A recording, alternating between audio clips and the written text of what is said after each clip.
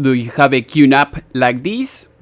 Or something like is way bigger than this? I'm going to show you how to identify the hard drive very quickly. Let's say that you're having this error, like in my case, I have many hard drives in this server. This is a big QNAP, it's a big NAS, and I'm having this issue. So basically, when you go to a data center, you're going to have hundreds and hundreds of servers. And if you have a server with multiple hard drives, it's going to be difficult to know which one is the one that you have to replace. So in this video, I'm going to show you step by step how you can identify it very quickly, no matter what system you have.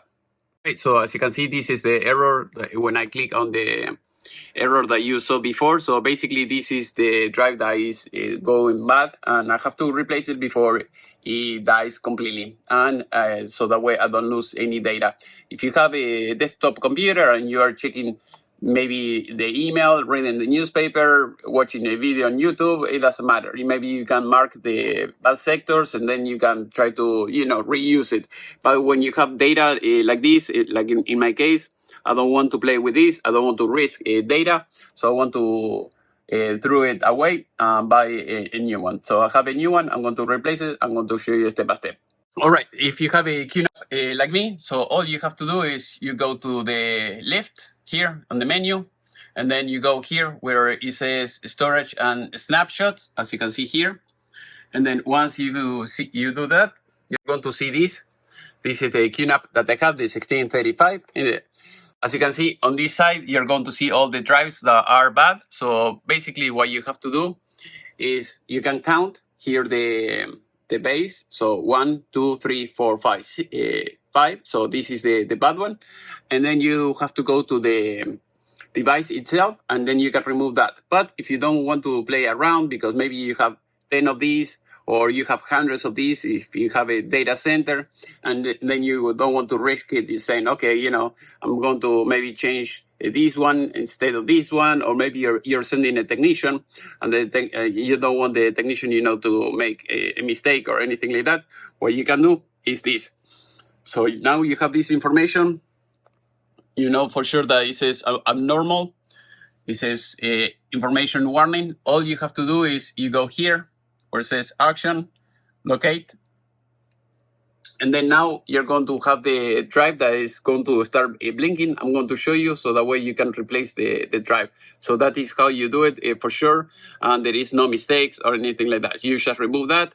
And that's it. You can do it remotely. It doesn't matter. Most of the systems are kind of like that. So it might do, if you have a different brand, it will be, the menu might be a little bit different, but that is how it works. I am in US. If you need parts or anything like that, I can send it to you via FedEx, DHL, or whatever works for you. All my information in the video description. Otherwise, if you have the same drive or something like that, I can leave in the video description the link so that way you can buy it yourself. As you can see, it's blinking. So basically, all you have to do is you have to push this and then you remove the old drive, and that's it. So now we are going to replace it. Okay, as you can see, I'm removing it, and that's it. Now we are going to put the new one. Okay, so basically, in this case, at least with the QNAP, you see this plastic here. All you have to do is just pull it out, and then you're going to be able to release the drive. Once you do that, you take the drive out, and that's it. Throw it away, put the new one in, and that's it. All right, as you can see, we have the new drive. We're going to take it out. Remember to try to avoid, touching the electronics or anything like that, because if you have a static, you will damage the drive. So all you have to do, just put it the way it was before. Put it like this, like that. You see the holes are matching up in one side and the other one, and then you put it back in this in one side, do the same thing in the other side, and that's it. All right, great. Now it's firm and tight. Now we have to put it back, and that's it. As usual, make sure that you're having the same model. So as you can see here, it says the year. I mean, I bought it in 2023, but it was made last year, so it's 1 year old. And this is the model that you see over here. So make sure that you have the same model, that is the old one. So verify that, and that's it. Another thing that I recommend is if you can write, where you bought it. In this case, Amazon. I think it was in Amazon or eBay. And then you put the date. At least the date is 4/9/23. So that way, if you have any questions about when did you buy it or something like that for warranty, you have that everything in writing. I like to do that with everything that I buy, at least for warranty. All right, now you have to put it back in, and that's it. Done. So now everything should be good. So now that is the error that I had before because I was removing the drive.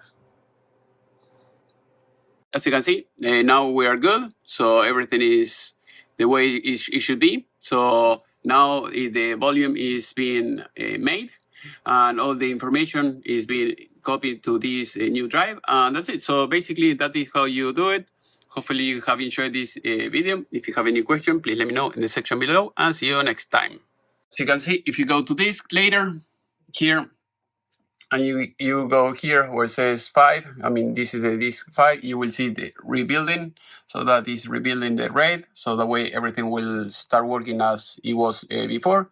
And that's it. So it can take several hours, but after that, you can start working, normally, even though you can work anyway, but you know that the rebuild will be done maybe in 24 hours.